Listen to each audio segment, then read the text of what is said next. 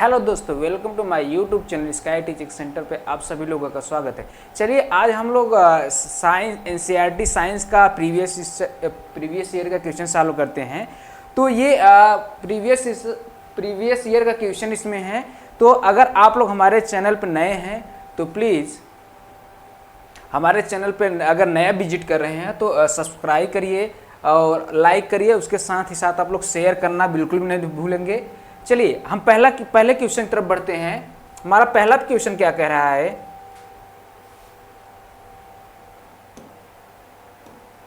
चलिए पहले क्वेश्चन की तरफ देखते हैं। इसमें क्या कह रहा है, X is a device. X क्या है, एक यंत्र है।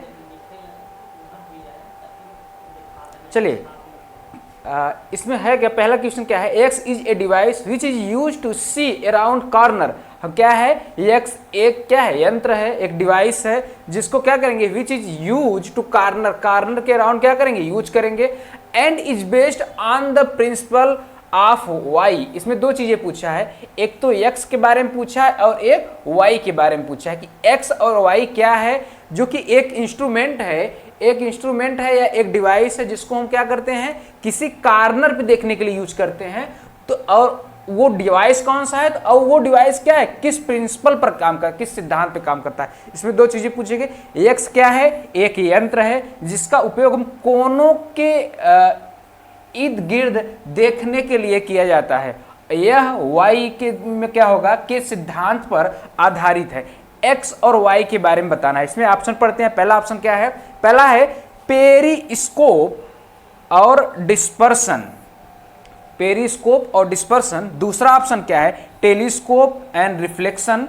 और तीसरा ऑप्शन क्या है, कैलिडोस्कोप एंड रिफ्रैक्शन। और चौथा ऑप्शन क्या है, पेरिस्कोप एंड रिफ्लेक्शन। चलिए बताइए इसका आंसर कौन सा सही होगा। देखिए पेरिस्कोप क्या होता है, पेरिस्कोप होता है ये कुछ इस प्रकार का यंत्र होता है, इसको समझिए थोड़ा सा। पेरिस्कोप क्या होता है, ये कुछ इस प्रकार की डिवाइस होती है, ऐसा कुछ डिवाइस होती है। इसमें क्या करते हैं, यहाँ पे क्या होता है, दर्पण, सिंपल दर्पण लगा रहता है और यहाँ से समझिए, ये समझिए इसका एक यहाँ पे आई होता है, यहाँ से देखते हैं, और एक यहाँ पे होता है ऑब्जेक्ट कोई रहेगा, दूर है तो उसको देखते हैं। यहाँ से क्या होता है, ये यहाँ पे आने के बाद, पढ़ने के बाद इसका क्या हो जाता है, रिफ्लेक्शन हो जाता है इस पे, और फिर यहाँ से क्या होता है, इस पे रिफ्लेक्शन होता है। तो ये क्या है, पेरिस्कोप है। इसको समझिए कहीं पे कॉर्नर रहता है, तो कॉर्नर पे मान लीजिए ये दीवार है, दीवार के इस तरफ क्या है, मान लीजिए एनिमी खड़ा है, दुश्मन खड़ा है, और हमको देखना है। अगर हम यहाँ से निकल करके देखेंगे तो क्या हो, ये गोली मार देगा।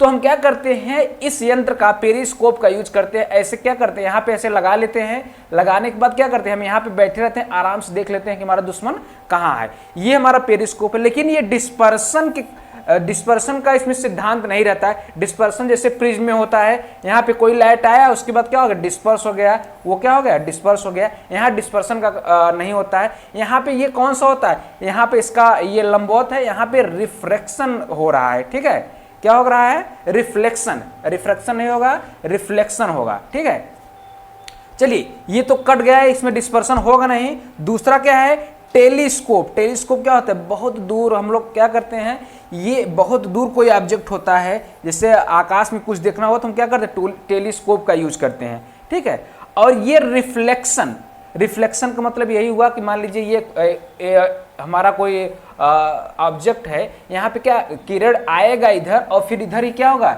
चला जाएगा लंबवत पे, किसी पे फर्श पे या किसी वस्तु पे टकराने के बाद क्या होगा, उसी दिशा में चला जाएगा। ठीक है, चलिए ये कैलिडोस्कोप और रिफ्रैक्शन। ये रिफ्रैक्शन का मतलब क्या हुआ, जहां से मान लीजिए ये एक सतह है, यहाँ से कोई किरण आ रहा है, किरण आने के बाद ये लंबवत से अपने ओर या तो इधर हो जाएगा या इधर होगा। लंबवत से क्या होगा, दूर हट जाएगा या दूर हट जाएगा, क्या होगा, यहाँ से क्या होगा, लंबवत से क्या होगा, दूर हट जाएगा। ठीक है, ये रिफ्रैक्शन हो गया।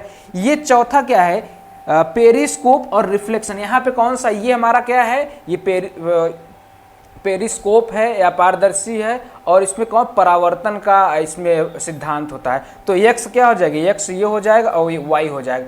किस आंसर के साथ जाएंगे हम लोग, चौथे आंसर के साथ जाएंगे। चलिए आगे बढ़ते हैं अगले क्वेश्चन की तरफ। ये देखिए यहाँ पे लगा है, इस उसको भी देख लीजिए थोड़ा सा। ये है हमारा क्या है, ये है पेरिस्कोप।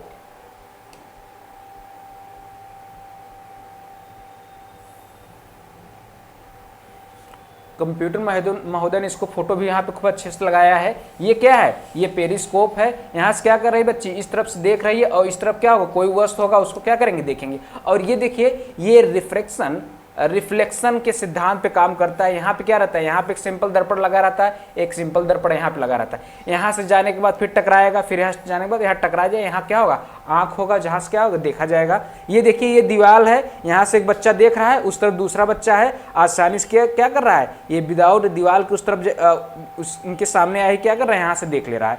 चलिए आगे चलते हैं, ये समझ में आ गया। चलिए दूसरा क्वेश्चन क्या है, दूसरा क्वेश्चन देखिए, इसमें कुछ ऑप्शंस दिए गए हैं और हमको मैच कराना है। ठीक है, इसमें कुछ ऑप्शंस दिए गए हैं, इसमें हमको मैच कराना है। पहला बुझा चूना। बुझा चूना क्या होता है, कैल्शियम, क्या होगा बुझा चूना, कैल्शियम हाइड्रोक्साइड होता है ना।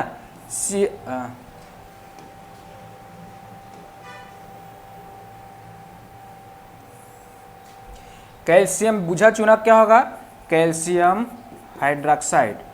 ठीक है, और सादा नमक का क्या होगा, सोडियम क्लोराइड NaCl हो जाता है।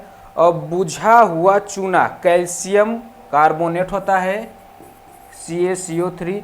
और कास्टिक सोडा, कास्टिक सोडा का क्या हो जाएगा बताइए, सोडियम हाइड्रोक्साइड होगा NaOH।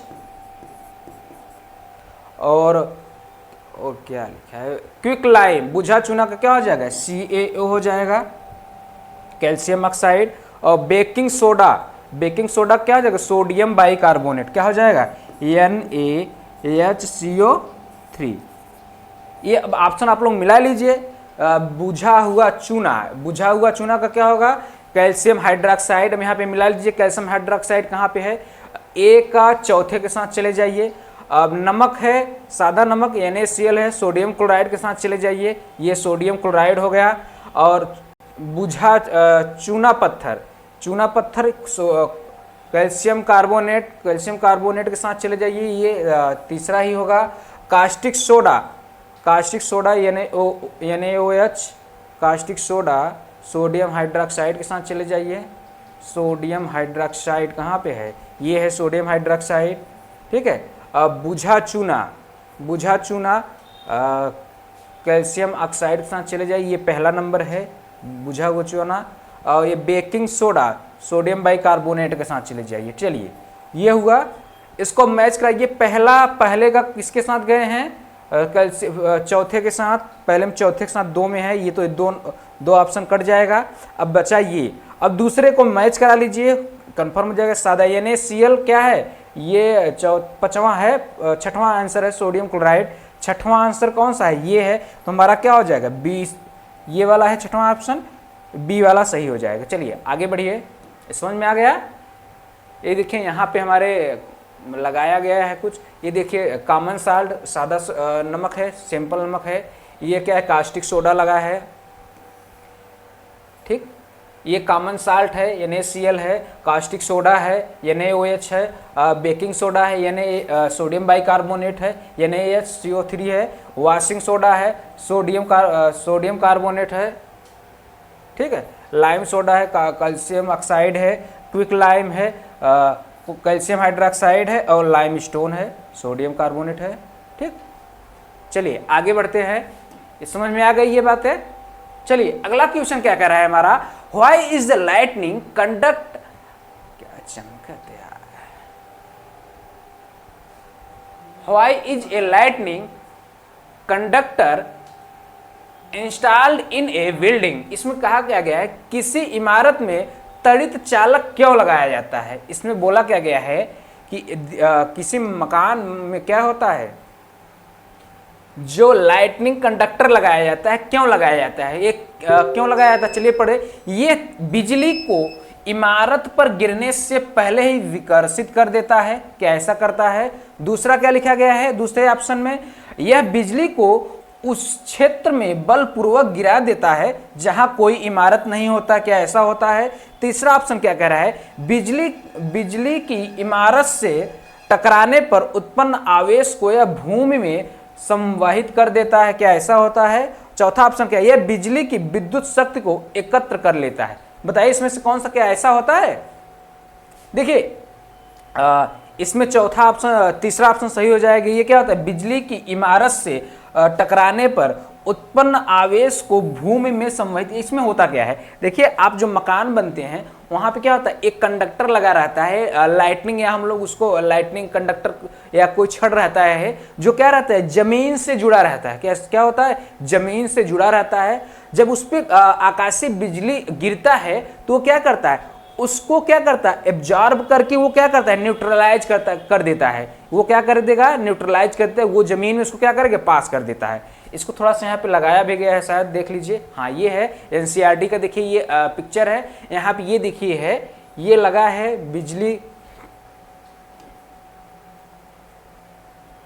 देखिए जब यहाँ पे क्या आकाशीय बिजली गिरेगा, ये तो क्या करेगा, यहाँ पे ये लगा रहता है लाइटनिंग, ये क्या करेगा, यहाँ से इसको क्या करेगा, यहाँ से करंट लेकर के ये डायरेक्ट क्या होता है, अर्थ से जुड़ा रहता है, अर्थ क्यूब से जुड़ा रहता है, और वहां से वो क्या करेगा, करंट को लेकर के न्यूट्रलाइज करते हैं। यहाँ पे देखिए लिखा भी है, lightning conductor is a device use to protect building from the effect of lightning. Lightning क्या करेगा, उसके इफेक्ट को क्या करेगा, ये डिवाइस लगा होता है, कौन सा, लाइटनिंग कंडक्टर। कौन सा डिवाइस, लाइटनिंग। इसमें देखिए लिखा है तड़िक चालक, हिंदी में भी लिखा है, एक ऐसी युक्ति है जिसका उपयोग भवनों को तड़ित के प्रभाव से बचाने के लिए, मतलब लाइटनिंग जो होती है, लाइटनिंग कंडक्टर जो होता है, बिजली, आकाशीय बिजली गिरने पर क्या करता है, ये लाइटनिंग कंडक्टर क्या होता है, घर को बचा लेता है, उस पर क्या होता है, बिजली नहीं गिरता है।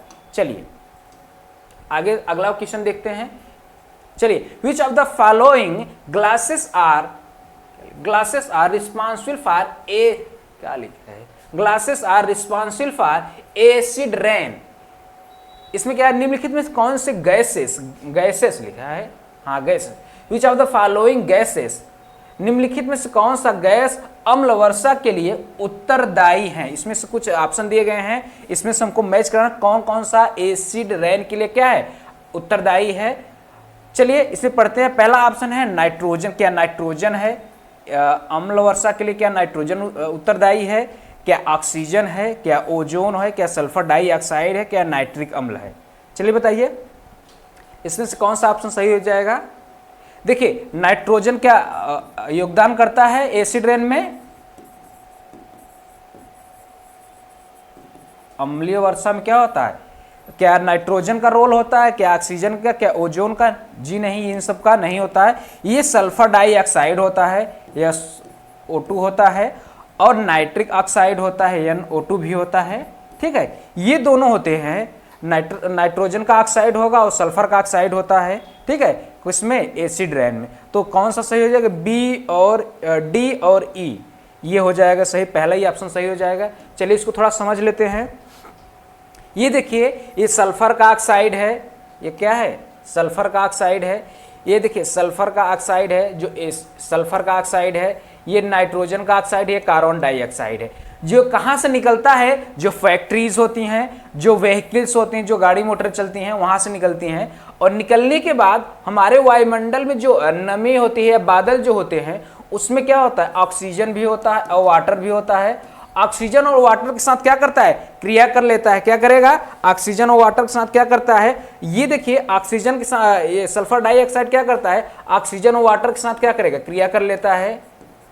ऑक्सीजन और वाटर के साथ क्रिया करने के बाद क्या बनाता है, क्या बना लेता है बताइए, H2SO4 सल्फ्यूरिक अम्ल बना लेगा। और ये ऐसे ही क्या करता है, नाइट्रोजन जब क्रिया करेगा तो क्या कराएगा, HNO3 बना लेता है, नाइट्रिक अम्ल बना लेता है, और भाई कार्बन डाइऑक्साइड तो कार्बोनिक अम्ल बना लेगी, SCO3 बना लेगा।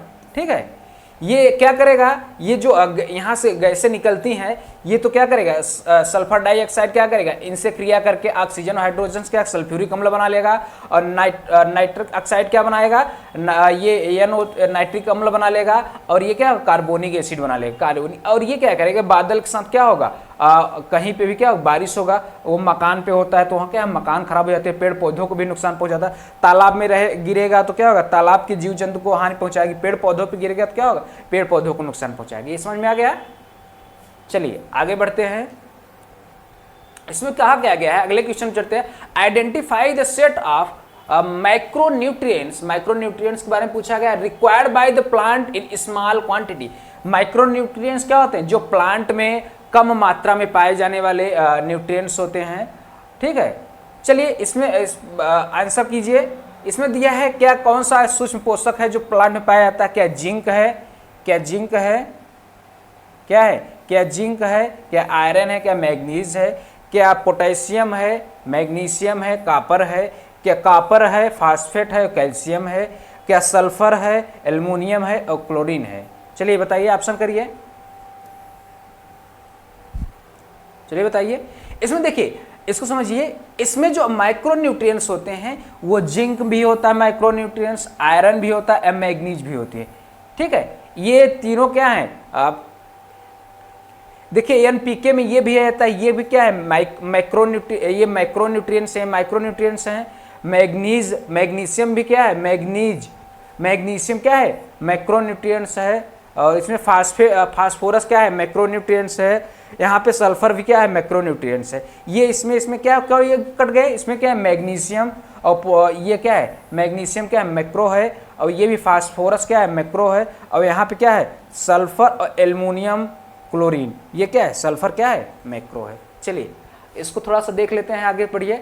ये देखिए हमारे मैक्रोन्यूट्रिएंट्स और माइक्रोन्यूट्रिएंट्स के बारे में लिखा भी गया है। मैक्रोन्यूट्रिएंट्स कौन कौन से हैं और माइक्रोन्यूट्रिएंट्स, ये देखिए carbon, hydrogen, oxygen, CHO, C hope, phosphorus, nitrogen, phosphorus, calcium, potassium, magnesium. और एक कोई लिस्ट आप याद करिए, इसको देखिए याद कर सकते हैं, इसको याद कर लीजिए, कोई एक लिस्ट याद करिए और क्या होगा उसमें से अगर दूसरा वाला पूछा जाएगा उसमें जो नहीं होगा उसको टिक कर देंगे। चलिए आगे बढ़ते हैं। हमारा अगला क्वेश्चन क्या कह रहा है, identify the correct statements from the following. इसमें देखिए दो स्टेटमेंट दिया गया है, generally non metals do not react with water. Generally क्या बोला गया है, जो नॉन मेटल्स होते हैं क्या वो वाटर के साथ, इसमें क्या कहा गया है, सामान्यतः अधातु जल के साथ अपक्रिया नहीं करते हैं। क्या जल के साथ नॉन मेटल अपक्रिया करते हैं। दूसरा क्या बोला गया, सामान्यतः अधातु अम्लों के साथ अपक्रिया नहीं करते। जिसमें देखिए दो क्वेश्चन पूछा गया, नॉन मेटल के साथ दोनों रिएक्शन पूछा गया है। नॉन मेटल के साथ क्या वाटर रिएक्ट करता है। इसमें यही कहा गया है कि सामान्यतः अधातु जल के साथ अपक्रिया नहीं करती हैं। क्या होती हैं, नहीं करती हैं, करती हैं कि नहीं करती हैं। चलिए दूसरा देखिए, अधातुए अम्ल, जो अधातुए अम्ल के साथ, अधातु का मतलब क्या होता है, अधातु भी, एसिड भी क्या है, अम्ल भी क्या है, अधातु ही है। क्या एसिड के साथ क्या होगा, एसिड के साथ रिएक्शन करेगा। ये दोनों चीजें जानने का क्या एसिड, या यहाँ हम एसिड भी लिख सकते हैं। क्या नॉन मेटल जो है वाटर के साथ रिएक्ट करेगा या एसिड के साथ रिएक्ट करेगा। तो क्या होगा, ये भी बात सही है, नॉन मेटल के साथ वाटर रिएक्ट नहीं करता है। और ये दूसरी बात क्या, एसिड के साथ रिएक्ट करता है। ये दोनों ऑप्शंस क्या हैं, सही हैं। ओके, चलिए आगे बढ़ते हैं। ये हमारा कौन सा ऑप्शन सही हो जाएगा, चौथा, बोथ करेक्ट। इसमें करेक्ट स्टेटमेंट पूछा गया था, समझ में आ गया। चलिए आगे बढ़ते हैं। चलिए अगला क्वेश्चन कह रहा है, X and Y are thick. X और वाई की बात बताया जा रहा है, एक्स और वाई क्या है, थिक हैं। Black liquid which can be used for metallic the road. इसमें कहा गया है कि एक्स और वाई क्या है, गाढ़े काले द्रव्य हैं। क्या है, एक्स और वाई के बारे में पूछा जा रहा है, जो क्या है, काले गाढ़े द्रव्य हैं, जिनका प्रयोग हम क्या कर रहे हैं, सड़कों को पक्का करने के लिए किया जाता है। एक्स पेट्रोलियम से उत्पन्न है और वाई कोयले से व्युत्पन्न है। निम्नलिखित में से क्रमशः एक्स और वाई को बताना है, हमको एक्स और वाई के बारे में बताना है। जो एक्स क्या है, ये पेट्रोलियम का प्रोडक्ट है, और वाई क्या है, कोयले का प्रोडक्ट है। तो इसमें ऑप्शन देख के हमको बताना है क्रमशः कि कौन सा एक्स का प्रोडक्ट है और कौन सा वाई। अब बताइए, कोल तार किसका प्रोडक्ट है, पेट्रोलियम का प्रोडक्ट है। जी हाँ, ये पेट्रोलियम का है। ठीक है, ये पेट्रोलियम का है। बिटुमिन, ये भी तो पेट्रोलियम का ही है। बिटुमिन भी क्या है, पेट्रोलियम का है। कोल तार और बिटुमिन क्या है, पेट्रोलियम का है। यहाँ भी दिया गया है बिटुमिन, ये भी पेट्रोलियम का। कोल तार, ये दोनों ऑप्शन तो कट जाएंगे दोनों। चलिए तीसरे ऑप्शन के साथ चलते हैं।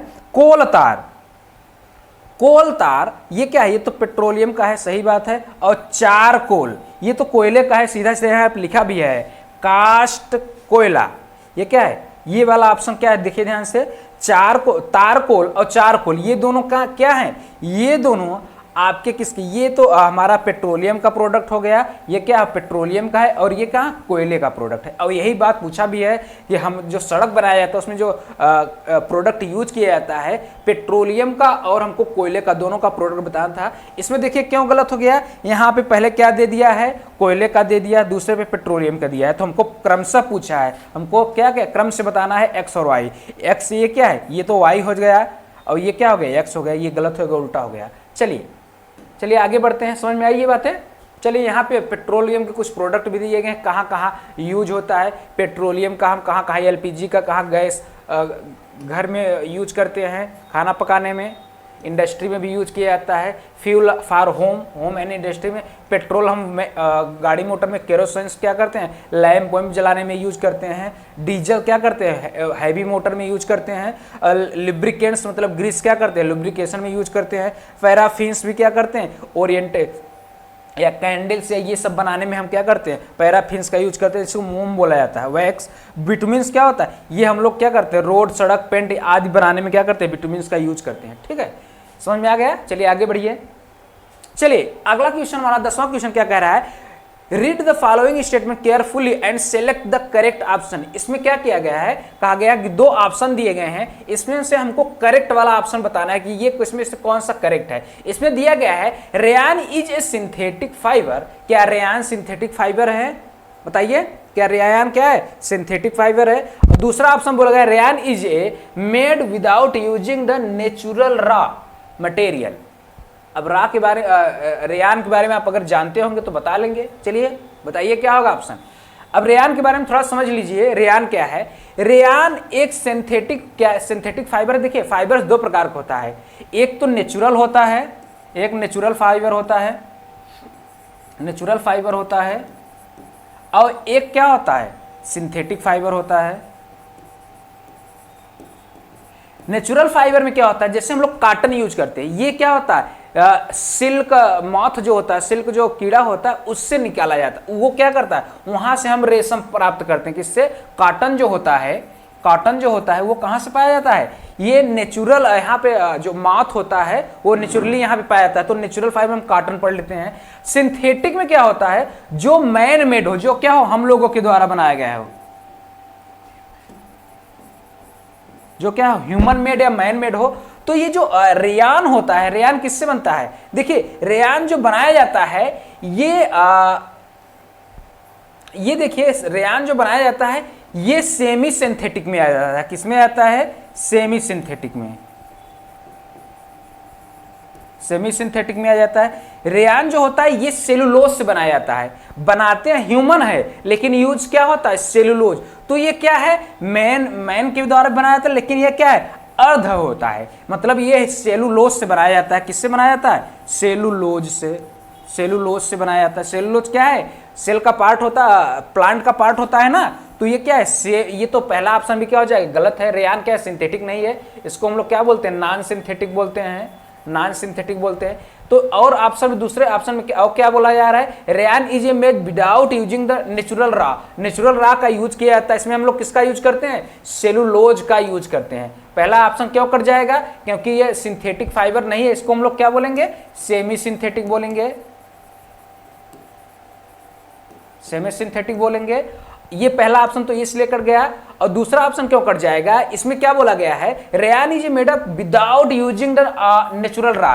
हम क्या करते हैं कि जो प्राकृतिक कच्चे माल का यूज नहीं किया था, इसमें हम किसको यूज करते हैं, सेलुलोज का, सेलुलोज का यूज करते हैं, किसको, रेयान को बनाने में। चलिए ये हमारे दोनों ऑप्शन गलत हो गए, तो इसमें देखिए आंसर की तरफ चलते हैं। इसमें कहा गया S1 और S2 इज फॉल्स, पहला ही ऑप्शन क्या हो जाएगा, सही हो जाएगा। चलिए अगले क्वेश्चन की तरफ बढ़ते हैं। अगला क्वेश्चन क्या कह रहा है, which of the following statement regarding rusting of iron are true. इसमें पूछा गया है कि जो हमारा आयरन होते हैं, आयरन जो लोहा होता है उस पर जंग लगता है, जंग लगने के संबंध में कौन सा सही है, सही बताना है। इसमें कुछ ऑप्शन दिए गए हैं, उसको पढ़िए थोड़ा सा। इसमें क्या बोला गया, पहला ऑप्शन क्या बोल रहा है, यह लोहा आयरन और ऑक्सीजन के बीच रासायनिक अभिक्रिया को सम्मिलित करता है। लोहा में जो रस्टिंग होती है या जो लोहे में जंग लगती है, क्या इसमें लोहा क्या करता है, ऑक्सीजन के बीच में क्या रासायनिक क्रिया करता है? क्या ये सही है? बताइए। दूसरा क्या गया है, यह उष्माक्षेपी एक्सोथर्मिक है। उष्माक्षेपी का मतलब क्या है, एक्सोथर्मिक है। तीसरा क्या बोला गया, ये सामान्य ताप मतलब पर ये क्या नॉर्मल ताप या सामान्य ताप पे होता है? रोस्टिंग जो होता है, जो जंग लगता है, क्या नॉर्मल ताप पे होता है? जरूर। ये हम लोग रोस्टिंग में क्या कोई ताप देना पड़ता है या कोई ठंडी का मौसम देना पड़ता है? नहीं। वायुमंडल में जो मॉइस्चर होता है, जो नमी होता है, उसको अवशोषित करता है, वहां पे ऑक्सीजन के साथ क्रिया कर लेता है। पहला ऑप्शन भी सही हो जाएगा। ये ऑक्सीजन के साथ क्या करता है, रासायनिक क्रिया करता है। रासायनिक क्रिया करके क्या करता है, वो रोस्टिंग हो जाता है। दूसरा क्या सही हो जाएगा, ये उष्माक्षेपी भी होती है। क्या होता है, एक एक्सोथर्मिक होता है रिएक्शन, एक एंडोथर्मिक होता है। एक्सोथर्मिक में क्या होता है, इसमें क्या होता है, हीट लॉस होती है। एंडोथर्मिक में क्या होता है, हीट गेन करते हैं उसमें। ठीक है, यहाँ पे क्या होता है, एक्सोथर्मिक होगा, एंडोथर्मिक होगा कि एक्सोथर्मिक? चलिए बताइए, एक्सोथर्मिक होगा। ठीक है। तीसरा देखिए, तीसरे को देखिए, इसमें क्या होता है, ये नॉर्मल ताप पे भी हो जाता है। रोस्टिंग या जंग लगन क्या क्या नॉर्मल तापमान। देखिए ये उत्क्रमणीय अपक्रिया है। उत्क्रमणी क्या ये सुनिए, उत्क्रमणी का मतलब रिवर्सिबल। क्या ये रिवर्सिबल रिएक्शन होता है? रिवर्सिबल का मतलब ये होता है, जैसे आप मान लीजिए रिएक्शन में हम क्या करते हैं, पहले रिएक्शन होता है कि उस रिएक्शन फिर जो पहले प्रोडक्ट था वो बना सकते हैं। क्या लोहे पे जंग लग जाएगा तो फिर वो अगर जंग लग गया लोहे में, क्या फिर लोहे को हम जंग में क्या जो जंग है फिर उसको लोहे में परिवर्तित कर सकते हैं? नहीं। रासायनिक क्रिया में ये नहीं होता है। क्या होता है, लोहे में ऐसा नहीं होता है। ये इरिवर्सिबल है, उत्क्रमणीय है। ठीक है, ये रिवर्सिबल नहीं है, इरिवर्सिबल प्रोडक्ट वो है रिएक्शन। चलिए अगले क्वेश्चन से। इसमें क्या होगा, तीनों सही हो गए। ये ए बी और सी सही हो गया और डी क्या हो गया, गलत हो गया है। तो डी वाला जिसमें होगा उसको गलत, ए बी सी यही सही हो गया, पहला ही। चलिए अगले क्वेश्चन की तरफ चलते हैं। अगला क्वेश्चन क्या कह रहा है, which of the following are characteristic feature of tree in mountain range. जो पर्वतों पर जो वृक्ष पाए जाते हैं उनके बारे में पूछा गया। निम्नलिखित में कौन सा विशिष्ट लक्षण पर्वतीय क्षेत्रों के वृक्षों के हैं? पर्वतीय क्षेत्र में जो वृक्ष पाए जाते हैं उनके कुछ लक्षण दिए गए, उनको बताना इसमें से कौन से ऑप्शन सही है। इसमें क्या उसकी क्या शाखाएं तिरछी होती हैं, क्या सुई नुमा पत्तियां होती हैं, क्या मोम और मोटा तना होता है, क्या लंबी और गहरी जड़ें होती हैं? बताइए। देखिए जो पहाड़ों पे जो पेड़ पाए जाते हैं कुछ उनका कोनिकल शेप होता है, ऐसे कोन की तरफ होता है।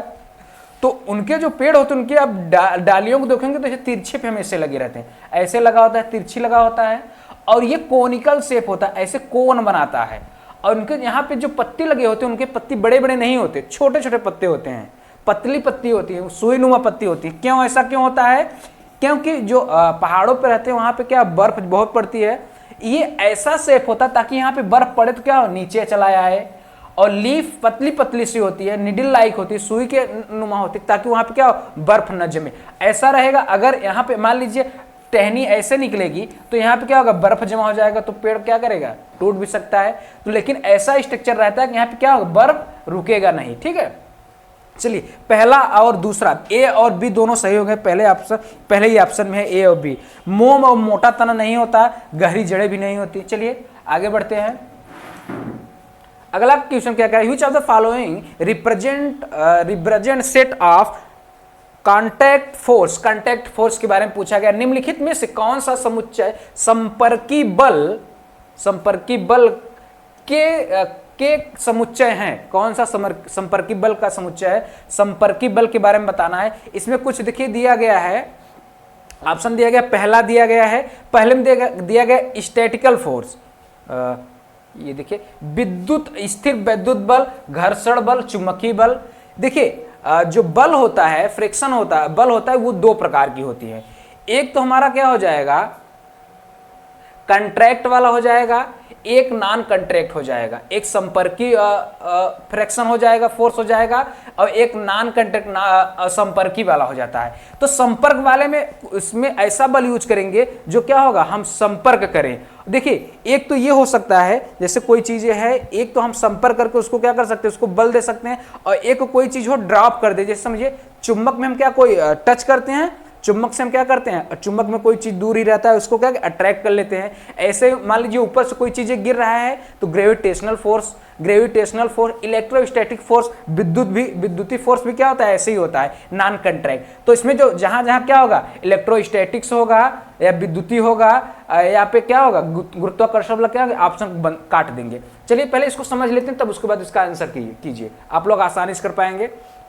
देखिए फोर्स क्या होता है, दो प्रकार का है, एक कंटैक्ट वाला है, क्या है, एक कंटैक्ट फोर्स है, एक कंटैक्ट फोर्स है, दूसरा क्या है, नॉन कंटैक्ट। कंटैक्ट वाले में क्या कर, किसी पे भी फोर्स लगाएंगे तो क्या होगा, यहाँ पे जो भी फोर्स लगेगा ये फोर्स क्या होगा, हम लोग क्या करेंगे कि उसको टच करके लगाएंगे। तो यहाँ पे जो हम फोर्स लगाएंगे उसके अपोजिट हमारे लोग क्या होगा, फ्रैक्शनल फोर्स भी लगता है, क्या हो, फ्रैक्शनल फोर्स भी लगता है, फ्रैक्शनल फोर्स भी लगेगा। ठीक है, जहां भी देखिए एक नॉन कंट्रैक्ट में ये देखिए 3 एग्जांपल दिए गए हैं, एक गुरुत्वाकर्षण, एक ग्रेविटेशनल, ऊपर से कोई गिर रहा है वो कैसे कैसे आता है, क्या उसको कोई पुश करता है, ये गुरुत्वाकर्षण बल कर, जैसे समझिए हम कंघी को रब कर देते हैं, रगड़ देते हैं, रगड़ने के बाद क्या करता है वो ऑटोमेटिक, अब छोटे छोटे टुकड़े रहेगा तो उसको क्या कर, आकर्षित कर लेता है, ये इलेक्ट्रोस्टैटिक फोर्स हो गया।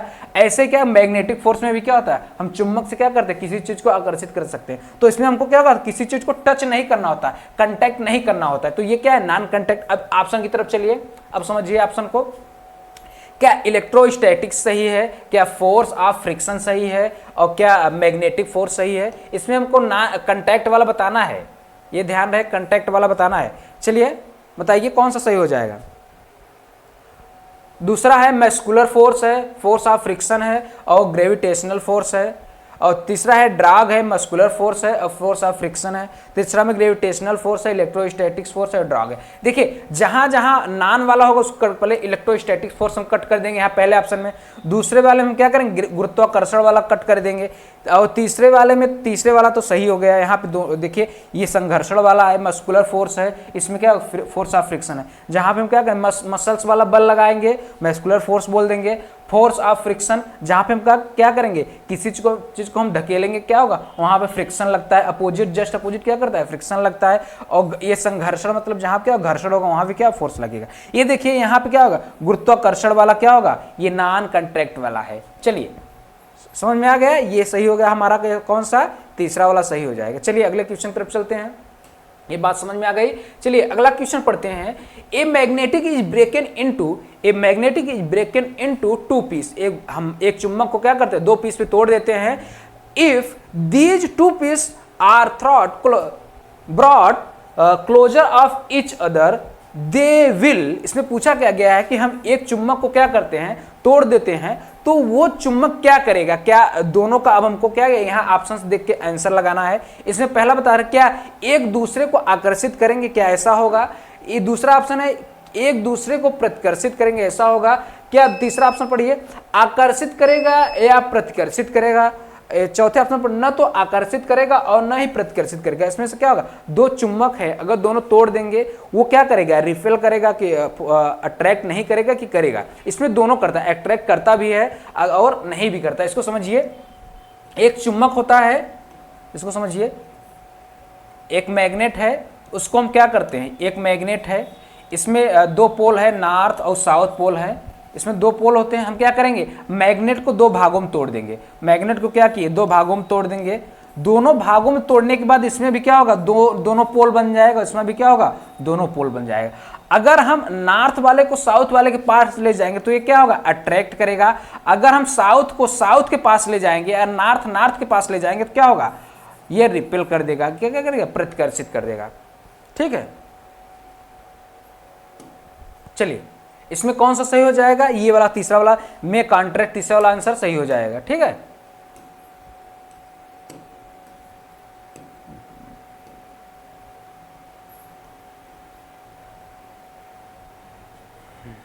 चलिए अगले क्वेश्चन पे चलते हैं। इसमें कौन सा सही हो जाएगा, तीसरा वाला क्वेश्चन सही, आंसर सही हो जाएगा। चलिए आगे बढ़ते हैं। अगला देखिए, ये बताया भी गया है कि हम क्या करते हैं, चुंबक को तोड़ देंगे, जितनी बार तोड़ेंगे उसमें क्या दो पोल बनते जाएंगे, और हम क्या करेंगे, उसमें चुंबक में आकर्षण भी होता है, प्रतिकर्षण भी होता है। ठीक है, वो खींचेगा भी और क्या कर, रिपेल भी करेगा। ठीक है, चलिए अगले क्वेश्चन तरफ पढ़ते हैं। अगला क्वेश्चन क्या कह रहा है which of the following pairs can utilize of acid base indicator, ये बहुत पूछा जाता है भाई, सीटेड वाले इसको बहुत लाइक करते हैं। चलिए सीबीएसई वाले क्या करते हैं, इसको बहुत लाइक करते हैं। एसिड बेस इंडक्टर के बारे में पूछा गया है। इसमें समझिए अम्ल क्षार सूचकांक, सूचक के बारे में पूछा गया है। इसमें देखिए हम सूचक बताएंगे, एसिड और बेस सूचक क्या होते हैं, ठीक है। चलिए इसमें हम क्वेश्चन में क्या नेचुरल रूप से पूछा गया है, निम्नलिखित में से कौन सा युग्म अम्ल क्षार सूचक के रूप में उपयोग किया जा सकता है। इसमें समझिए ये नेचुरल जो इसमें है उसको बताना है। क्या रेड कैबेज है, रेड कैबेज लीफ है, क्या हम लाल बंद गोभी पत्ता यूज कर सकते हैं, क्या हल्दी यूज करते हैं, क्या नमक यूज किया जाता है, क्या हल्दी यूज किया जाता है, क्या यहाँ पे देखिए केले का पत्ती यूज किया जाती है, बंद गोभी यूज की जाती है, और क्या नींबू का रस और हल्दी, इसमें से कौन सा ऑप्शन सही होगा। देखिए हम तो इंडिकेटर में क्या करते हैं, हमको एसिड और बेस का क्या करना है, इंडिकेटर यूज करना है, तो हम नमक को तो कभी नहीं यूज करते हैं, नमक नहीं यूज करते हैं। दूसरा हम बंद गोभी की पत्तियां यूज करते हैं, इसमें हम क्या करते हैं, केले की पत्ती नहीं यूज करते हैं, और न तो हम क्या करते हैं, नींबू का रस भी नहीं यूज करते हैं। तो हमारा पहला ऑप्शन कौन सा हो जाएगा, लाल बंद गोभी का पत्ता और हल्दी को हम क्या करते हैं, इंडिकेटर के रूप में यूज करते हैं। चलिए इसको थोड़ा समझ लीजिए। देखिए ये यहाँ पे देखिए कुछ इंडिकेटर्स दिए गए हैं। ये देखिए वाटर है, ये देखिए वाटर है, इसमें हम क्या किए, ये हमारा रेड क्या है, ये पत्ता गोभी है, इसको क्या करेंगे, इसमें इसकी पत्ती को क्या करेंगे, डाल करके हम क्या करें, सोल्यूशन बना लेंगे। तो ये क्या है, ये वायलेट कलर है, तो थोड़ा सा क्या गया, वाटर वायलेट हो जाएगा। अब हम इसको क्या कराएंगे, अब हम इसको बेकिंग सोडा, हमारा क्या है, बेस है, बेकिंग सोडा क्या है, बेस है, बेस के साथ क्या करेंगे, रिएक्शन कराएंगे। तो ये क्या होगा, अभी तक कैसा था, बैगनी कलर था, वायलेट था, अब ये क्या होगा, ब्लूइश कलर हो जाएगा, ब्लू कलर का हो जाएगा। ये क्या होगा, हमारा जो बंद गोभी होता है, रेड कैबेज होता है, वो क्या करता है, बेस के साथ क्या करेगा, ब्लू कलर देता है, ये क्या करेगा, ब्लू कलर देगा, ठीक है। और एसिड के साथ क्या होगा, ये विगनार या सिरका है, इसमें क्या करेगा, ये एसिड के साथ क्या करेगा, एसिड के साथ पिंक कलर देता है, क्या होगा, पिंक कलर देगा, ठीक। और इसमें देखिए और एक चीज और यहाँ पे पूछा गया है, और क्या बताया गया यहाँ समझ लीजिए थोड़ा सा। दूसरा किसके साथ बताया गया है, हल्दी के साथ, हल्दी के साथ समझ लीजिए। हल्दी के साथ क्या होता है, हल्दी के साथ एसिड क्या करता है, एसिड कोई कलर नहीं देता, जबकि बेस क्या करता है, बेस क्या करता है, ये रेड कलर देता है, ठीक है। बेस क्या करता है, रेड कलर देगा या पिंक कलर देता है। यहाँ पे हल्दी लिखा भी है, टर्मेरिक वाटर, हल्दी का क्या करता है, ये एसिड में कोई कलर नहीं देता है, जबकि बेस में क्या करता है, रेड देता है। ये यहाँ पे नहीं होगा, यहाँ पे क्या होगा, कोई कलर नहीं देता। और एक चीज यहाँ पे बहुत ज्यादा पूछी जाती है, इसको थोड़ा सा ध्यान दीजिए। यहाँ देखिए फेनेफ्थलीन दिया गया है, फेनेफ्थलीन बहुत पूछा जाता है, इसको हम लोग याद कर सकते हैं बीपी। बीपी से क्या होता है, हमारा जो फेनेफ्थलीन होता है, ये फेनेफ्थलीन है, फेनेफ्थलीन बेस के साथ क्या करता है, पिंक कलर देता है, क्या करता है, पिंक या रेड कलर देता है, पिंक समझ लीजिए। जो फेनेफ्थलीन होता है, ये बेस के साथ कैसा कर देता है, पिंक या रेड कलर देता है। यहाँ देखिए फेनेफ्थलीन क्या करता है, एसिड के साथ कोई कलर नहीं देता है, जबकि बेस के साथ क्या करता है, रेड या पिंक कलर देता है। समझ में आ गई, इसको आप याद करिए, बहुत पूछा जाता है, क्या चीज, ये फेनेफ्थलीन, ठीक है। चलिए आगे बढ़िए। हमारा 16वां क्वेश्चन क्या बोला, रीता किसी पात्र में अचार रखना चाहती है, इसके लिए सबसे अच्छा पात्र कौन सा होगा। तो बहुत सरल है, बता लीजिए आप लोग, बताइए। हम अचार, हमारे घर में अचार बनता है तो हम किस पात्र में रखते हैं, क्या एल्युमिनियम में रखते हैं, क्या ग्लास में रखते हैं, क्या कॉपर में रखते हैं, क्या ब्रांज में रखते हैं, बताइए किस में रखते हैं, बताइए।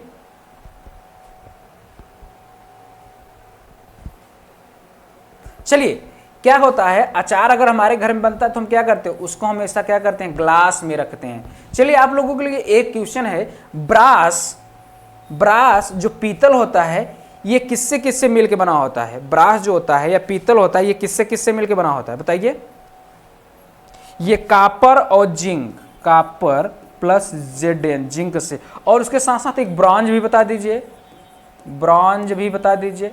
ब्रॉन्ज किससे मिलकर बनाता है, कॉपर और टीन से, ठीक है। ये कापर और टीन से, अगर पीतल या ब्रास पूछा जाएगा तो किससे किससे, ये मिश्र धातुएं हैं। ये क्या है, ये ब्रास और ब्रांज क्या है, मिश्र धातुएं हैं। ये किससे, अगर पीतल पूछा जाएगा तो क्या होगा, कापर और किससे मिलकर बना होता है, जिंक से। और अगर ब्रांज पूछ लिया जाएगा तो कापर के साथ क्या होगा, टीन होगा। ठीक है, समझ में आ गया। चलिए आगे बढ़िए। चलिए अगला क्वेश्चन क्या कर रहा है, which of the following do not contain the enzyme. इसमें से 4 ऑप्शन दिए गए, इसमें से हमको बताना है किसमें एंजाइम नहीं पाई जाती है। ठीक है, क्या बाइल जूस में नहीं पाई जाती है, क्या जो पित्त रस है उसमें नहीं पाए जाते, क्या अग्नाशयी रस में नहीं पाए जाते, क्या आमाशयी रस या लसिका रस, इसमें से किसमें एंजाइम नहीं पाई जाती। तो इसको बताइए जल्दी से। इसमें बाइल जूस जो होता है, बाइल जूस में क्या होता है, कोई एंजाइम, डाइजेस्टिव एंजाइम नहीं पाई जाती। बाइल जूस क्या होता है, इसमें कोई डाइजेस्टिव एंजाइम नहीं पाई जाती। ये क्या होता है, हमारा लीवर जो होता है उसमें क्या होता है, यहाँ पे एक थैला बना रहता है, यहाँ पे प्रोडक्शन होने के बाद यहाँ पे बनता है, किसमें, लीवर में बनने के बाद इस थैले में क्या होता है, पित्ताशय में क्या होता है, आकर के यहाँ पे क्या स्टोर रहता है। इसमें कोई एंजाइम नहीं होता, इसमें पिगमेंट पाया जाता है। ये जो यहाँ पे आकर के बाइल जूस रहता है, इसमें पिगमेंट बिलिरुबिन और बिलिवर्डिन पाया जाता है। बिलिरुबिन एंड बिलिवर्डिन पाया जाता है। बिलिरुबिन एंड बिलिवर्डिन ये पिगमेंट हैं। ये कैसा है, पिगमेंट है। पिगमेंट मतलब वर्णक है जो क्या करता है, येलो कलर का, येलो कलर देता है, जो क्या करता है, येलो कलर देता है बिलिरुबिन। और ये हमारे बाइल जूस में क्या होता है, कोई एंजाइम नहीं, उसका उसमें क्या डाइजेशन, उसका कोई रोल नहीं होता है। चलिए यहाँ पे थोड़ा सा देख लीजिए क्या दिया गया है। ये देखिए यहाँ पे दिया गया है, it does not contain enzyme. किसके बारे में, गाल ब्लैडर के बारे में बताया। गाल जिसमें क्या होता है, स्टोर होता है, जिसमें क्या होगा, स्टोर होगा, उसको हम लोग क्या बोलते हैं, गाल ब्लैडर बोलेंगे। ठीक है, गाल ब्लैडर में क्या होगा, वहां पे कोई भी एंजाइम नहीं होता है। ठीक, चलिए इसको देखिए, यहाँ पे समझ में आ गई, इसको तो बता दिए पहले। चलिए अगला क्वेश्चन देखते हैं। The type of joint is elbow of our forelimb under similar moment as the door joint of house, which joint is this. इसमें कहा गया है हमारे प्रबाहु में कोहिनी का जोड़ घर के दरवाजे के कब्जे की भांति चलता है। कौन सी संधि है, हमारे यहाँ बोन जॉइंट के बारे में पूछा है। समझिए, इसमें ये बोन जॉइंट के बारे में पूछा है, ये बोन का जॉइंट पूछा है। इसमें ये पूछा है एल्बो मतलब हमारा जो कोहनी होता है, कोहनी, और फोरलिम्ब मतलब ये जो हमारा हाथ है, वो कोहनी जो है, कोहनी दरवाजे, घर के दरवाजे की तरफ क्या होता है, ये हाथ काम करता है। मतलब जो कब्जा होता है, हमारे घर दरवाजा होता है, दरवाजा क्या करता है, ऐसे ऐसे ऐसे कब्जे की तरफ ऐसे ऐसे खुलता है।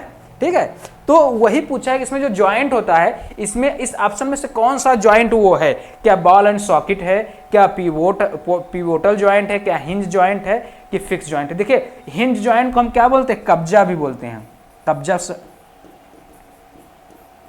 संधि भी बोलते हैं। कब्जा संधि, इससे क्लियर हो गया क्या बोलते हैं, जो दरवाजा में कब्जा लगा रहता है, ये क्या होता है, हमारे यहाँ पे जो हाथ होती है, जो कोहनी से जो हाथ मुड़ती है, वो कैसा होता है, ये दरवाजे मतलब हिंज जॉइंट पाया जाता है। चलिए यहाँ पे कुछ आगे कुछ जॉइंट दिएंगे, उसको थोड़ा समझ लीजिए, कहाँ कौन सा जॉइंट पाया जाता है। ये देखिए स्ट्रक्चर भी दिखाया गया है। यहाँ पे क्या होता है, ये हाथ है, ये हमारा एल्बो है, ये हमारा कोहनी है, कोहनी में कौन सा जॉइंट पाया जाता है, हिंज जॉइंट पाया जाता है। ठीक है, यहाँ से थोड़ी देखिए और देख लीजिए, पीवोट जॉइंट जो हमारा यहाँ पे जो जॉइंट होता है, इसको हम क्या बोलते हैं, पीवोट जॉइंट। और ये देखिए, ये हमारा हाथ जो होता है, ये कौन सा जॉइंट है, बॉल एंड सॉकेट है। ये देखिए हिंज जॉइंट है हमारा ये, और ये देखिए इलिप्सॉइड जॉइंट है ये वाला, और ये देखिए ये वाला जो है, ये सैडल जॉइंट है। और यहाँ पैर में जो है, पैर में क्या होता है, गर्डल जॉइंट होती है। यहाँ पे क्या होते है, गिडलिंग जॉइंट होती है। ग्लेडिंग जॉइंट कहाँ पे पाया जाता है, पैर में पाया जाता है। समझ में आ गया। चलिए आगे चलिए, अगला क्वेश्चन क्या है, which of the correct answer to explain the mechanism inhalation during breathing of human being. इसमें पूछ क्या रहा है कि आप क्या कर रहे हैं, मानव में सांस लेते समय अंतः श्वसन की प्रक्रिया को स्पष्ट करने के लिए सही उत्तर क्या होगा। ये इसमें पूछा गया है अंतः श्वसन। अंतः शोषण मतलब इनहेलेशन के बारे में पूछा गया है, इनहेलेशन के बारे में, अंतः शोषण या इनहेलेशन के बारे में।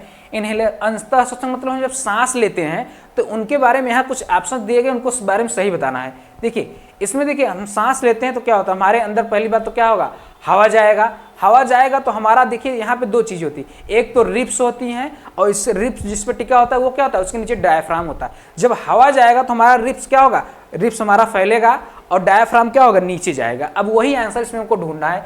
पहले बात तो अंतः शोषण इनहेलेशन है तो क्या होगा, हमेशा वायु क्या होगा, अंदर जाएगा। तो सबसे पहले आउट वाले को काट दीजिए, एयर मूव्स इन, ये तो सही है। ये एयर मूव्स आउट, ये ऑप्शन गलत हो जाएगा, ईयर मूव्स आउट, ये तो गलत होगा। एयर क्या होगा, अंदर की तरफ जाएगा। अब आगे इसको पढ़ते हैं, उसके आगे क्या लिखा गया है, वायु अंदर की तरफ जाती है, ये बात तो सही है। आगे क्या लिखा है, पसलियां अंदर की तरफ जाती है, पसलियां अंदर नहीं जाती, पसलियां क्या होती, बाहर की तरफ जाती हैं। तथा डायफ्राम नीचे, डायफ्राम तो नीचे जाती है लेकिन पसलियां ये अंदर की तरफ नहीं बाहर की तरफ जाती है, पसलियां क्या होती है, बाहर की तरफ जाती है। तो चौथा ऑप्शन हमारा क्या होगा, इसमें क्या कहा गया है, वायु अंदर आती है, सही बात है। पसलियां बाहर की ओर जाती है, सही बात है। तथा डायफ्राम नीचे की ओर जाती है। चलिए ये हमारा चौथा ऑप्शन क्या हो जाएगा, करेक्ट हो जाएगा। चलिए अगले क्वेश्चन की तरफ बढ़ते हैं। ये देखिए यहाँ पे हमारे कंप्यूटर वाले भाई साहब ये कुछ फिगर भी लगाए हैं, इसको थोड़ा समझिए। ये क्या है, ये इनहेलेशन है। इसमें क्या है, ये हमारा क्या होगा, इनहेलेशन है। इसमें ये देखिए इनहेलेशन है, यहाँ दोनों स्ट्रक्चर दिखाया गया है। इसमें क्या होगा, वायु नीचे आएगा, अंदर जब सांस लेते हैं हम क्या करते हैं, हवा अंदर आती है तो डायफ्राम क्या होती है, बाहर की तरफ जाती है। हमारा जो ये रिप्स है, रिप्स क्या करेगा, बाहर की तरफ मूव करेगा। और डायफ्राम क्या होगा, जिस पे हमारा रिप्स टिका है वो नीचे आएगा, ये क्या करेगा, मूव नीचे करेगा। लेकिन एक्सहेलेशन मतलब हम जब सांस बाहर निकालते हैं तब क्या होगा, जब हम एयर को बाहर निकालते हैं तो हमारा रिप्स क्या होगा, अब फिर से क्या होगा, नॉर्मल स्थान पे आ जाएगा, फिर से अंदर की तरफ आएगा। और डायफ्राम अभी जो नीचे आ रहा था, अब डायफ्राम क्या करेगा, ऊपर जाएगा। तो यहाँ पे क्या होगा, यहाँ पे फोर्स लगाएगा तो आसानी से क्या होगा, एयर बाहर निकल जाएगा। और यहाँ पे हवा कब कैसे आसानी से आएगा, यहाँ पे जगह खूब बना देंगे, वहाँ पे एयर स्पेस दे देंगे तो क्या होगा, एयर आराम से क्या अंदर हो जाएगा। इसको समझ में आ गई इस बात को। चलिए अगला समझते हैं। अगला क्वेश्चन क्या कह रहा है, a man having a blood group A marry a women with a blood group B. एक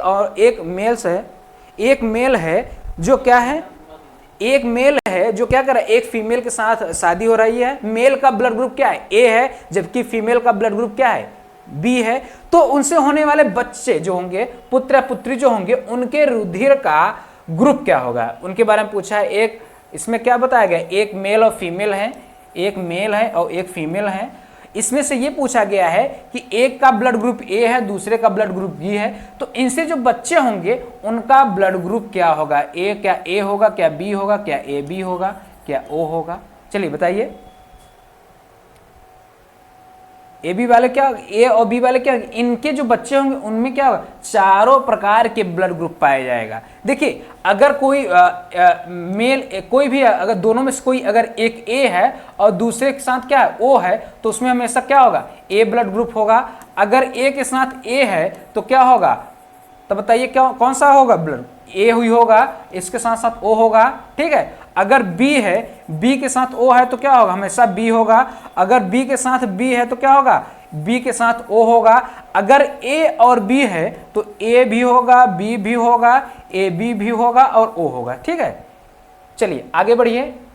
यहाँ देखिए ये लगा भी है, यहाँ पे देखिए ए और ए वाले को क्या होगा, ए के साथ ओ हो जाएगा। जो बच्चे होंगे इनके, अगर दो लोगों की शादी होती है, उनमें से कोई ए हो कोई ए हो, तो उनके जो बच्चे होंगे उनके ब्लड ग्रुप ए होगा और ओ होगा। ए बी वाले का क्या होगा, ए भी होगा, बी भी होगा, ए बी भी होगा और ओ भी होगा। और ए और ए बी वाले क्या होगा, ए होगा और ओ होगा। और ए और ओ वाले के साथ क्या हो, ए और ओ होगा। और बी वाले बी के साथ ए और बी हो जाएगा। समझ में आ गए। चलिए आगे बढ़ते हैं।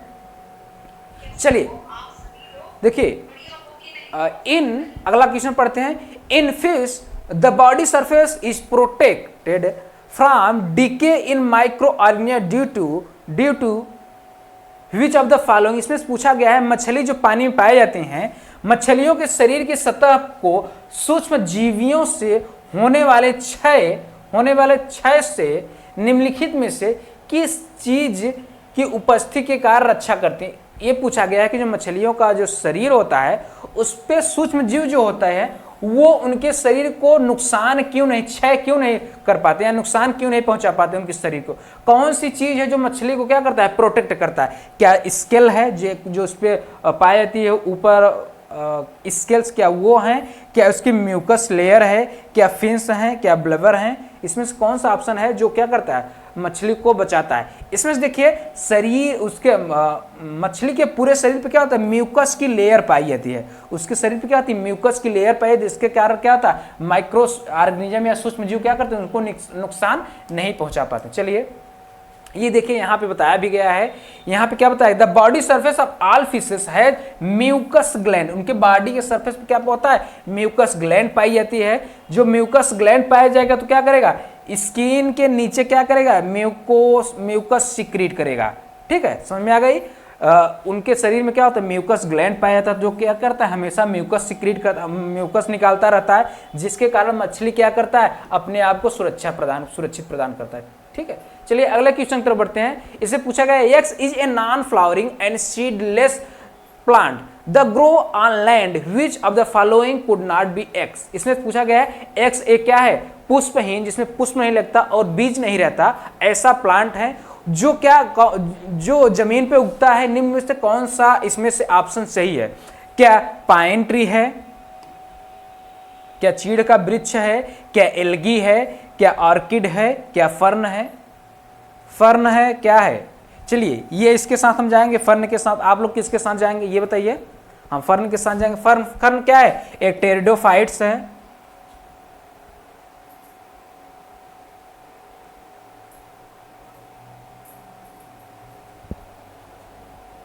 चलिए बताइए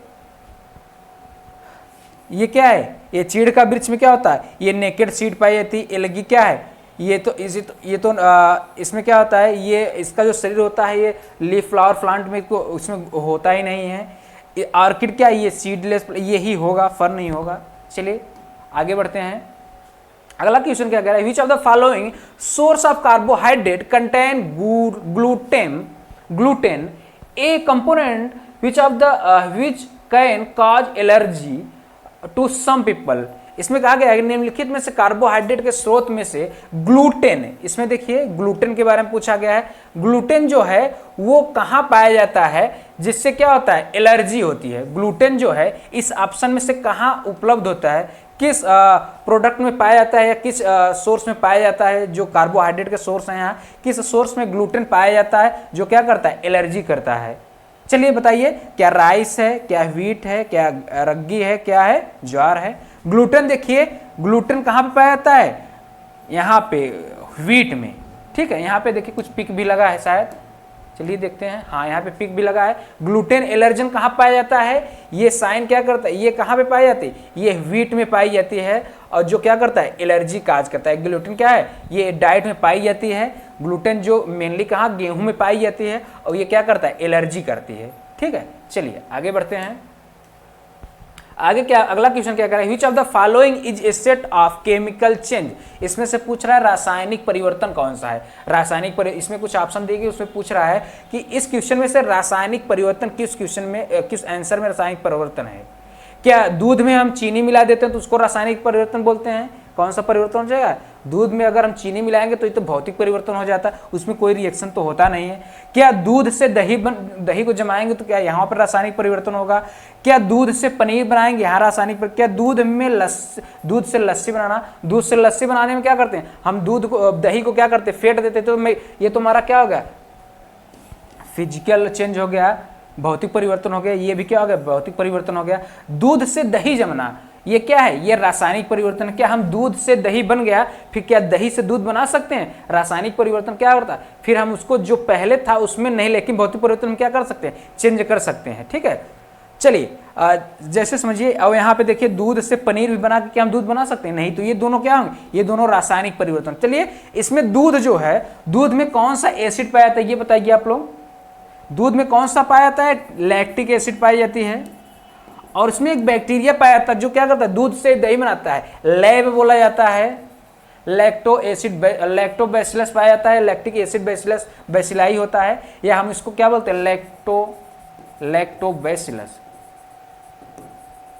लैक्टोबैसिलस भी बोलते हैं। चलिए इसमें कौन सा है, बी और सी दूसरे के साथ चले जाएंगे।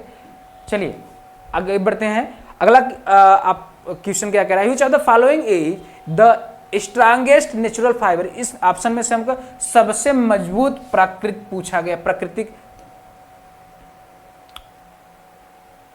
देखिए इसमें से जो नेचुरल हो, नेचुरल के साथ साथ प्राकृतिक हो, उसके साथ साथ मजबूत हो, ये कौन सा फाइबर है, कौन सा तंतु है? क्या ऊन है, क्या रेशम है, क्या फ्लैसी है, क्या पटसन या जूट है? कौन सा है जो प्राकृतिक के साथ साथ क्या होना चाहिए, मजबूत भी होना चाहिए? तो इसमें क्या है, सिल्क जो है ये बहुत मजबूत होती है और ये क्या है, नेचुरल भी है। ऊन भी नेचुरल है, फ्लैसी भी नेचुरल है, जूट भी नेचुरल है, लेकिन जो मजबूत होता है सबसे, वो क्या होता है, सिल्क। सिल्क बहुत मजबूत होती है। चलिए आगे बढ़ते हैं। चलिए अगला क्वेश्चन देखिए, which of the following is a synthetic indicator.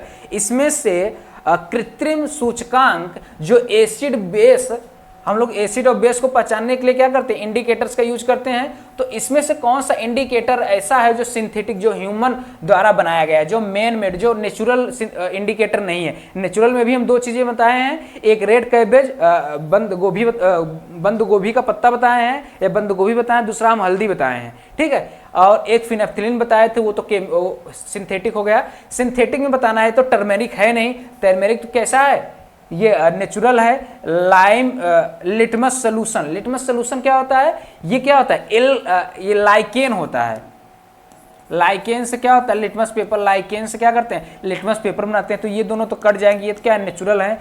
Methyl orange solution, ये क्या है हमारा, क्या है, ये सिंथेटिक इंडिकेटर्स है। चाइना रोज से भी क्या करते हैं हम, इंडिकेटर के लिए यूज करते हैं, लेकिन ये क्या है, ये नेचुरल हो गया। तो हमारा तीसरा वाला क्या हो जाए, सही हो जाएगा। चलिए आगे बढ़ते हैं। ये देखिए यहाँ पे कुछ इंडिकेटर्स भी दिया गया है, मेथिल ऑरेंज इंडिकेटर्स दिया गया है, जो क्या होगा, मेथिल ऑरेंज क्या करता है, एसिड के साथ क्या करता है, रेड या ऑरेंज देता है, जबकि बेस के साथ क्या करता है, बेस के साथ यह क्या करता है, पिंक कलर देता है, और ये न्यूट्रल रहता है, ठीक है। मेथिल ऑरेंज क्या करता है, एसिड के साथ क्या करता है, रेड या ऑरेंज देता है, जबकि एल्केलाइन के साथ क्या करता है, येलो देता है। चलिए आगे बढ़ते हैं। अगला क्वेश्चन क्या कर रहा है, identical twins are produced by. अगर हम समरूप जुड़वा बच्चों का जन्म कैसे होता है, ये आप लोग बताएंगे। समरूप का मतलब क्या होगा, जो बच्चे होंगे दोनों क्या होंगे, सेम होंगे, सेम फेस होगा, सब कुछ क्या होता है, लगभग सेम ही होता है। तो समरूप बच्चे कैसे पैदा होते हैं, ये बताइए। क्या एसेक्सुअल रिप्रोडक्शन से होते हैं, क्या फर्टिलाइजेशन में क्या होगा, दो एग होते हैं, क्या फर्टिलाइजेशन में क्या दो शुक्राणु द्वारा दो अंडों से निषेचन होता है, क्या एक शुक्राणु द्वारा एक अंडे से निषेचन होता है, बताइए। जो दो बच्चे, जुड़वा बच्चे होते हैं, इसमें से कौन सा ऑप्शन ऐसा है जो समरूप बच्चे, समरूप जुड़वा हो? क्या उसमें एसेक्सुअल रिप्रोडक्शन तो होता नहीं है, फर्टिलाइजेशन होता नहीं है, इसमें फर्टिलाइजेशन ऑफ टू एग, क्या दो अंडे में होता है, फर्टिलाइजेशन ऑफ, या क्या दो शुक्राणु क्या करते हैं, दो अंडे को फर्टिलाइज करते हैं, ऐसा नहीं है। देखिए इसमें क्या होता है, एक स्पर्म क्या करता है, एक अंडे को फर्टिलाइज करता है। फर्टिलाइज देखिए, जब ट्विंस होते हैं, यहाँ समझिए थोड़ा सा, जो ट्विंस होते हैं इसमें क्या होगा, एक एग होगा और एक स्पर्म क्या होगा, फर्टिलाइज कर देगा। फर्टिलाइज करने के बाद जो बनता है भ्रूण का पहला स्टेज, जाइगोट, जाइगोट में क्या होता है, वो डिवाइड हो जाता है। डिवाइड होने के बाद ये एक अलग बेबी हो जाएगा, ये एक अलग, लेकिन सारा कंटेंट क्या होगा, सेम होगा, सारा कंटेंट क्या होगा, सेम होगा। तो ये होगा, ये ट्विंस हो जाते हैं। अब इसमें देखिए जो भी होगा, या दोनों मेल होंगे या दोनों फीमेल होंगे, या तो दोनों क्या होंगे, मेल होंगे, या दोनों क्या होंगे, फीमेल होंगे। और फेस भी क्या होगी, आइडेंटिकल ट्विंस हैं, समरूप हैं, ये क्या होंगे, सेम होंगे। लेकिन इसमें क्या होगा, एक ओवम होगा, एक अंडा होगा और एक ही क्या होगा, स्पर्म होगा। ओके, समझ में आ गई बात। चलिए आगे बढ़िए, चौथा नंबर क्या है, सही हो गया। चलिए 28वें क्वेश्चन की तरफ बढ़ते हैं। When a bar magnet is brought near a iron duct sticks, इसमें कहा गया है जब एक छड़ चुंबक लोहे के बुरादे के समीप लाते हैं तो लोहे का बुरादा इसके अधिकांश किस भाग पर चिपकता है। ये पूछा गया है कि एक चुंबक है, एक मैग्नेट है, जिसमें क्या है, मैग्नेट है। अब मैग्नेट में हम लोहा चिपकाना चाहते हैं, ढेर सारा कील रख दी इस पे, तो मैग्नेट किस भाग पे ज़्यादा चिपकेगा? क्या मोस्टली मिडिल में, क्या ज़्यादातर बीच में चिपक जाएगा, क्या ज़्यादातर ओनली एट द मिडिल, सिर्फ क्या होगा, सिर्फ इसमें क्या क्या, पहला ऑप्शन क्या गया, क्या ज़्यादातर बीच में चिपकेगा, दूसरे में क्या गया केवल मध्य में चिपकेगा, तीसरे में कहा गया क्या सभी जगह पर समान रूप में चिपकेगा, और चौथा कहा गया कि अधिकांश दोनों किनारों पर क्या होगा, अधिकांशतः क्या होगा दोनों किनारे पे, देखिए या इस किनारे पे इस चिपकेगा हल्का हल्का सभी जगह, लेकिन किनारों किनारों क्या ज्यादा ही क्वांटिटी में क्या होगा लोहा चिपक जाएगा। चलिए ये चौथा ऑप्शन क्या हो जाएगा, सही हो जाएगा। चलिए आगे बढ़िए, इसमें देखिए 29 नंबर में क्या कह रहा है, स्टेटमेंट इज करेक्ट, इसमें सही स्टेटमेंट को चुनना है। इसमें से कह रहा है स्टैटिक फोर्स, ये स्टैटिक फोर्स सर्पिल फोर्स से कम होता है। इसको पहले समझ लीजिए, यहां समझ लीजिए थोड़ा सा। देखिए ये जो फोर्स होते हैं, फोर्स देखिए यहां पे 3 प्रकार के फोर्स होते हैं, थोड़ा सा फोर्स के बारे में समझ लीजिए। स्टैटिक फोर्स होता है, पहला होता है स्टैटिक फोर्स, दूसरा होता है स्लाइडिंग फोर्स,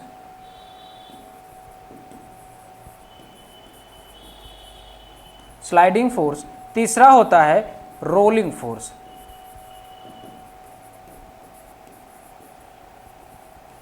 देखिए स्टैटिक फोर्स में क्या होता है, सबसे ज्यादा फ्रिक्शन लगता है, सबसे ज्यादा घर्षण बल कहां लगता है,